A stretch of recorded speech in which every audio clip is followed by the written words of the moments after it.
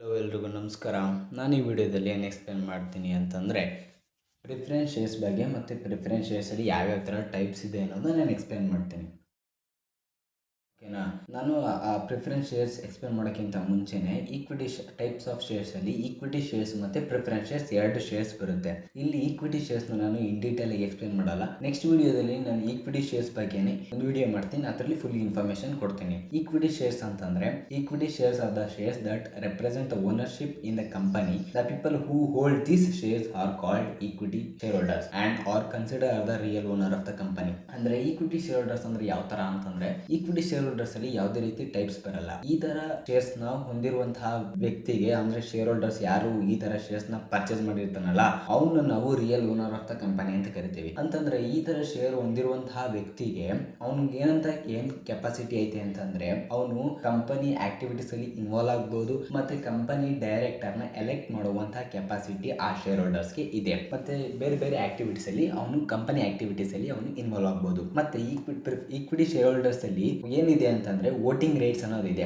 ಅಂದ್ರೆ ಡೈರೆಕ್ಟರ್ ನ ಎಲೆಕ್ಟ್ ಮಾಡೋಕೆ ಒಂದು ವೋಟಿಂಗ್ ರೈಟ್ಸ್ ಅನ್ನೋದಿದೆ. ಇದನ್ನ ನಾವು ಸಿಂಪಲ್ ಆಗಿ ಈಕ್ವಿಟಿ ಶೇರ್ಸ್ ಅಂತ ಕರಿತೀವಿ. ಅಂದ್ರೆ ಕಾನ್ಸೆಪ್ಟ್ ನಾನು ಎಕ್ಸ್ಪ್ಲೇನ್ ಮಾಡ್ತೀನಿ, ಜಾಸ್ತಿ ಇನ್ ಡೀಟೇಲ್ ಆಗಿ ಹೋಗಲ್ಲ, ಕಾನ್ಸೆಪ್ಟ್ ವೈಸ್ ಎಕ್ಸ್ಪ್ಲೇನ್ ಮಾಡ್ತೀನಿ. ಓಕೆನಾ. ಈಗ ನಾವು ಈಕ್ವಿಟಿ ಶೇರ್ಸ್ ಅಂದ್ರೆ ಏನು ಅಂತ ಅರ್ಥ ಆಯ್ತು. ಈಗ ಪ್ರಿಫರೆನ್ಸ್ ಶೇರ್ಸ್ ಅಂದ್ರೆ ಏನು ಅಂತ ಅರ್ಥ ಮಾಡ್ಕೊಳ್ಳೋಣ. ಅದಾದ್ಮೇಲೆ ಪ್ರಿಫರೆನ್ಸ್ ಶೇರ್ಸ್ ಅಲ್ಲಿ ಟೈಪ್ಸ್ ಇದೆ, 8 ಟೈಪ್ಸ್ ಇದೆ. ಆ 8 ಟೈಪ್ಸ್ ನಾನು ಎಕ್ಸ್ಪ್ಲೇನ್ ಮಾಡ್ತೀನಿ. ಈಗ ನಾವು ಪ್ರಿಫರೆನ್ಸ್ ಶೇರ್ ಅಂದ್ರೆ ಏನು ನೋಡೋಣ ಬನ್ನಿ. ಪ್ರಿಫರೆನ್ಸ್ ಶೇರ್ಸ್ ಅಂತಂದ್ರೆ preference shares are a type of shares capital that gives the holders a preferential rights to receiving a fixed rate of dividend and repayment of capital before equity shareholders. ಅಂದ್ರೆ preference share holders ಯಾರು preference shares ನ purchase ಮಾಡಿರ್ತಾರಲ್ಲ share holder ಅಂತ ಅವನಿಗೆ ಏನ್ benefit ಐತೆ ಅಂತಂದ್ರೆ ಈಗ ಅವ್ನ್ ಫಸ್ಟ್ ಪ್ರಿಫರೆನ್ಸ್ ಕೊಡ್ತಾರೆ. ಈಗ ಕಂಪನಿಲಿ ಏನೋ ಒಂದು ಪ್ರಾಫಿಟ್ ಬಂತು, ಕಂಪನಿ ಈಗ ಇನ್ವೆಸ್ಟ್ ಮಾಡಿತ್ತು ಒಂದು 10 ಲಕ್ಷ ಪ್ರಾಫಿಟ್ ಬಂತು.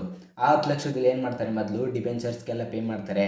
ಆಮೇಲೆ ಏನು ಮಾಡ್ತಾರೆ, ಪ್ರಿಫರೆನ್ಸ್ ಶೇರ್ಡರ್ಸ್ಗೆ ಪೇ ಮಾಡ್ತಾರೆ. ಪ್ರಿಫರೆನ್ಸ್ ಶೇರ್ಡರ್ಸ್ಗೆ ಪೇ ಮಾಡಾದ್ಮೇಲೆ ಈಗ 10 ಲಕ್ಷದಲ್ಲಿ ಎಷ್ಟೋ ಪೇ ಮಾಡಿ ಎಲ್ಲ ಮಿಕ್ಕಿ ನಮ್ಮೊಂದು 3 ಲಕ್ಷ ಮಿಕ್ತು.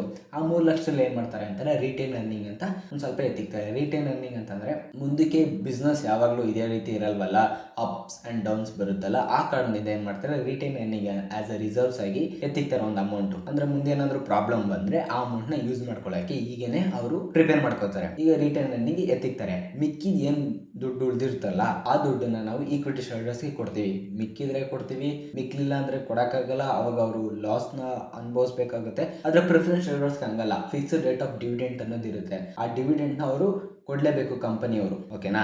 ಇದರಲ್ಲೂ ಕೂಡ ಟೈಪ್ಸ್ ಆಫ್ ಪ್ರಿಫರೆನ್ಸ್ ಶೇರ್ಸ್ ಇದೆ, ಅದನ್ನ ನಾವು ನೋಡೋಣ. ಇದರಲ್ಲಿ ಟೈಪ್ಸ್ ಆಫ್ ಪ್ರಿಫರೆನ್ಸ್ ಶೇರ್ಸ್ ಅಲ್ಲಿ ಮೊದಲನೇ ಪ್ರಿಫರೆನ್ಸ್ ಶೇರ್ಸ್ ಯಾವ್ದಪ್ಪ ಅಂತಂದ್ರೆ ರಿಡೀಮೇಬಲ್ ಪ್ರಿಫರೆನ್ಸ್ ಶೇರ್ಸ್. ಇಲ್ಲಿ ಒಂದು ಎರಡನೇದು ಮಿಸ್ ಆಗಿದೆ, ರಿಡೀಮೇಬಲ್ ಪ್ರಿಫರೆನ್ಸ್ ಶೇರ್ಸ್ ಮಿಸ್ ಆಗಿದೆ. 7 ಇಲ್ಲ 8 ಇದೆ. ನಾನು ಅದನ್ನ ಕಾನ್ಸೆಪ್ಟ್ ನ ಎಕ್ಸ್ಪ್ಲೇನ್ ಮಾಡ್ತೀನಿ ನೋಡಿ. ರಿಡೀಮೇಬಲ್ ಪ್ರಿಫರೆನ್ಸ್ ಶೇರ್ಸ್ ಅಂತಂದ್ರೆ ಈಗ ನಿಮ್ಗೆ ಬ್ಯಾಂಕಲ್ಲಿ ಫಿಕ್ಸ್ಡ್ ಡೆಪಾಸಿಟ್ ಮಾಡ್ತಾರಲ್ಲ ಆ ತರ. ಯಾವ ತರ ಅಂತಂದ್ರೆ ಒಂದು 5 ವರ್ಷ ಟರ್ಮ್ ಇರುತ್ತೆ.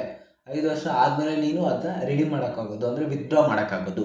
ಅದನ್ನ ನಾವು ರಿಡೀಮೇಬಲ್ ಪ್ರಿಫರೆನ್ಸ್ ಶೇರ್ಸ್ ಅಂತ ಕರಿತೀವಿ. ನೆಕ್ಸ್ಟ್ ಇರ್ರಿಡೀಮೇಬಲ್ ಪ್ರಿಫರೆನ್ಸ್ ಶೇರ್ಸ್ ಅಂತಂದ್ರೆ ಅಲ್ಲಿಲ್ಲ, ಆದ್ರೂ ಹೇಳ್ತೀನಿ. ಇರ್ರಿಡೀಮೇಬಲ್ ಪ್ರಿಫರೆನ್ಸ್ ಶೇರ್ಸ್ ಅಂತಂದ್ರೆ ಈಗ ಕಂಪನಿ ಸ್ಟಾರ್ಟ್ ಆಯಿತು, ಅವಾಗ ಇನ್ವೆಸ್ಟ್ಮೆಂಟ್ ಮಾಡಿದೆ. ಕಂಪನಿ ಲಿಕ್ವಿಡೇಷನ್ ಅಂದರೆ ಕ್ಲೋಸ್ ಆಗೋವರೆಗೂ ನಾನು ಆ ಶೇರ್ಸ್ನ ವಿತ್ಡ್ರಾ ಮಾಡೋಕ್ಕಾಗಲ್ಲ. ಅದನ್ನ ನಾವು ಇರ್ರಿಡೀಮೇಬಲ್ ಪ್ರಿಫರೆನ್ಸ್ ಶೇರ್ಸ್ ಅಂತ ಕರಿತೀವಿ. ನೆಕ್ಸ್ಟ್ ಯಾವುದಪ್ಪ ಅಂತಂದರೆ ಕ್ಯುಮುಲೇಟಿವ್ ಪ್ರಿಫರೆನ್ಸ್ ಶೇರ್ಸ್ ಅಂತಂದರೆ ಈಗ ಒಂದು ಕಂಪನಿಗೆ ಒಂದು ಪ್ರಾಫಿಟ್ ಬಂದಿರುತ್ತೆ. ಈ ಮೊದಲನೇ ವರ್ಷ ಪ್ರಾಫಿಟ್ ಬಂದಿರುತ್ತೆ, ಒಂದು 5 ಲಕ್ಷ ಬಂದಿರುತ್ತೆ, ಕೊಡ್ತಾರೆ. ನೆಕ್ಸ್ಟ್ ವರ್ಷ ಏನು ಬರುತ್ತೆ, ಲಾಸ್ ಆಗಿರುತ್ತೆ. ಆ ಲಾಸ್ ಆಗಿರೋದನ್ನ ಕೊಟ್ಟಿರಲ್ಲ. ನೆಕ್ಸ್ಟ್ ವರ್ಷ ಏನು ಬರುತ್ತೆ, ಪ್ರಾಫಿಟ್ ಬಂದಿರುತ್ತೆ. ಈ ಲಾಸ್ ಆಗಿರೋದನ್ನು ಸೇರಿಸಿ, ಅಂದರೆ ಹಿಂದೆ ವರ್ಷದಲ್ಲಿ ಲಾಸ್ ಆಗಿತ್ತು, ಈ ವರ್ಷದಲ್ಲಿ ಅದು ಮತ್ತು ಇದನ್ನು ಎರಡು ಸೇರಿಸಿ ಕೊಡೋದನ್ನ ನಾವು ಕ್ಯುಮುಲೇಟಿವ್ ಪ್ರಿಫರೆನ್ಸ್ ಶೇರ್ಸ್ ಅಂತ ಕರೀತಾರೆ. ಹೋದ ವರ್ಷದ್ದು ಈ ವರ್ಷದ್ದು ಸೇರಿಸಿ ಕೊಡುವಂಥದ್ದನ್ನ ಕ್ಯುಮುಲೇಟಿವ್ ಪ್ರಿಫರೆನ್ಸ್ ಶೇರ್ಸ್ ಅಂತ ಕರೀತಾರೆ.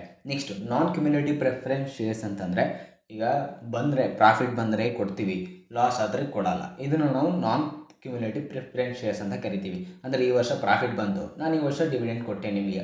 ನೆಕ್ಸ್ಟ್ ವರ್ಷ ಲಾಸ್ ಅಂದರೆ ನೆಕ್ಸ್ಟ್ ವರ್ಷ ಲಾಸ್ ಬಂದರೆ ನಾನು ಏನು ಮಾಡೋಕ್ಕಾಗಲ್ಲ, ನಿಮಗೆ ಡಿವಿಡೆಂಡ್ ಕೊಡೋಕ್ಕಾಗಲ್ಲ. ಇದನ್ನು ನಾವು ನಾನ್ ಕ್ಯುಮುಲೇಟಿವ್ ಪ್ರಿಫರೆನ್ಸ್ ಶೇರ್ಸ್ ಅಂತ ಕರೀತಾರೆ. ನೆಕ್ಸ್ಟ್ 5ನೇದು ಯಾವುದಪ್ಪ ಅಂತಂದರೆ ಕನ್ವರ್ಟಬಲ್ ಪ್ರಿಫರೆನ್ಸ್ ಶೇರ್ಸ್ ಅಂತ.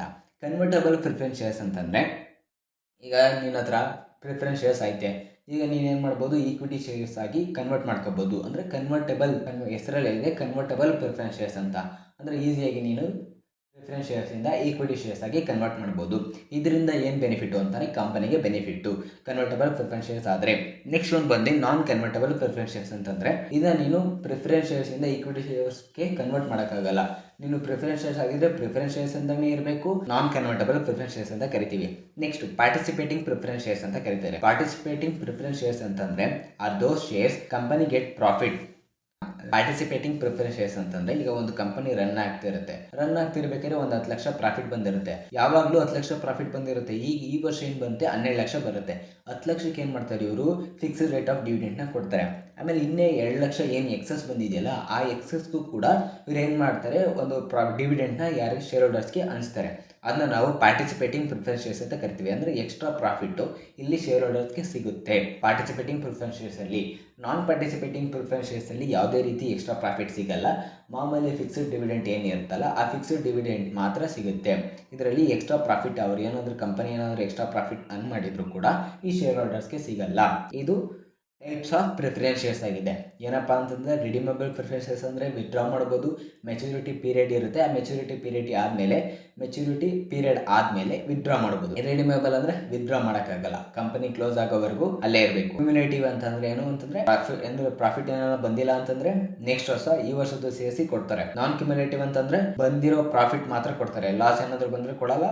ಪ್ರಾಫಿಟ್ ಬಂದರೆ ಮಾತ್ರ ಕೊಡ್ತಾರೆ. ಕನ್ವರ್ಟೇಬಲ್ ಅಂದರೆ ಪ್ರಿಫರೆನ್ಸ್ ಶೇರ್ಸ್ ಇಂದ ಈಕ್ವಿಟಿ ಶೇರ್ಸ್ ಆಗಿ ಕನ್ವರ್ಟ್ ಮಾಡ್ಬೋದು. ನಾನ್ ಕನ್ವರ್ಟೇಬಲ್ ಅಂತಂದ್ರೆ ಕನ್ವರ್ಟ್ ಮಾಡೋಕ್ಕಾಗಲ್ಲ. ಪ್ರಿಫರೆನ್ಸ್ ಶೇರ್ಸ್ ಇಂದ ಈಕ್ವಿಟಿ ಶೇರ್ಸ್ಗೆ ಕನ್ವರ್ಟ್ ಮಾಡೋಕ್ಕಾಗಲ್ಲ. ಪಾರ್ಟಿಸಿಪೇಟಿಂಗ್ ಅಂತಂದ್ರೆ ಈ ವರ್ಷ ಏನಾದರೂ ಎಕ್ಸಸ್ ಪ್ರಾಫಿಟ್ ಬಂದಿದ್ರೆ ಫಿಕ್ಸ್ಡ್ ಡಿವಿಡೆಂಡ್ ಜೊತೆಗೆ ಆ ಎಕ್ಸ್ಟ್ರಾ ಪ್ರಾಫಿಟ್ನು ಹಂಚ್ತಾರೆ. ನಾನ್ ಪಾರ್ಟಿಸಿಪೇಟಿಂಗ್ ಅಂತಂದ್ರೆ ಬರೀ ಈ ವರ್ಷ ಮಾಮೂಲಿ ಏನು ಪ್ರಾಫಿಟ್ ಬಂದಿದೆಯಲ್ಲ ಅದಕ್ಕೆ ಮಾತ್ರ ಫಿಕ್ಸ್ಡ್ ರೇಟ್ ಆಫ್ ಡಿವಿಡೆಂಡ್ನ ಕೊಡ್ತಾರೆ. ಇಷ್ಟೇ ಸಿಂಪಲ್. ನೆಕ್ಸ್ಟ್ ವಿಡಿಯೋದಲ್ಲಿ ಬೇರೆ ಕಾನ್ಸೆಪ್ಟ್ ನಾನು ಎಕ್ಸ್ಪ್ಲೇನ್ ಮಾಡ್ತೀನಿ.